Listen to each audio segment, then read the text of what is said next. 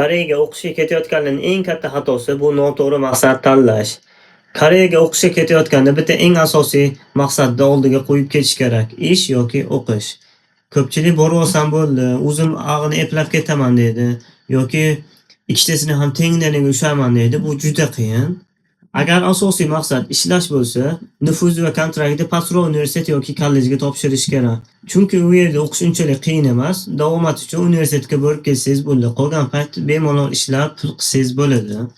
Men o'zim ham kasbiy ta'limga topshirganman, chunki o'qishga qiziqishim bo'lganligi, asosiy maqsadim pul topish bo'lganligi uchun kasbiy ta'limga topshirganman.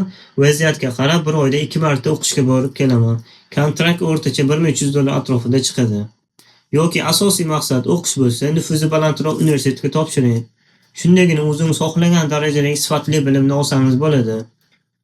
Kontrakt biroz qimmat chiqadi. Ishlashga o'zingiz qoplagan ozgina vaqt yetmay qolishi mumkin, chunki o'qishlar qiyin, lekin o'qishni bitirgandan keyin diplomi xohlagan joyda o'tadi.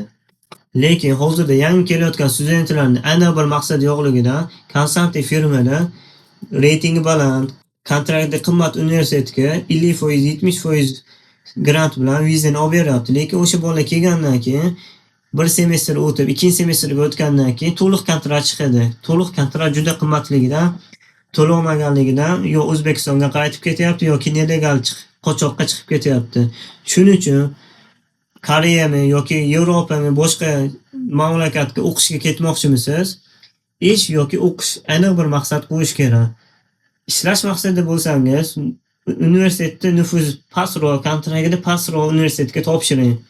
Agar haqiqatdan birinchi maqsadingiz o'qish bo'lsa, o'qishdan tashqari ishlab o'zingiz qoplamoqchi bo'lsangiz, reytingi baland universitetga topshiring. Shundagina o'zingiz xohlagan darajadagi sifatli bilimni olsangiz bo'ladi.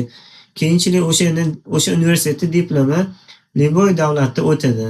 Shu videoni chetga o'qishga ketmoqchi bo'lgan, ayniqsa Koreyaga o'qishga kelmoqchi bo'lgan yaqiningizga jo'natib qo'ying.